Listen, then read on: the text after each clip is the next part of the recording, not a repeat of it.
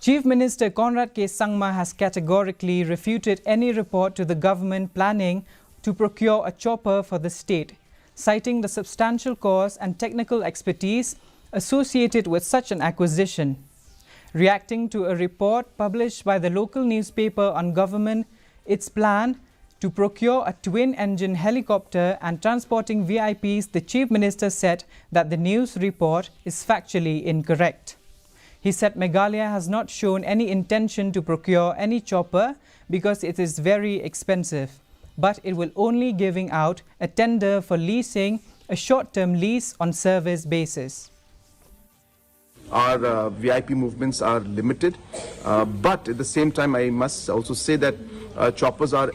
necessary sometimes because it saves a lot of time, and sometimes urgent movements need to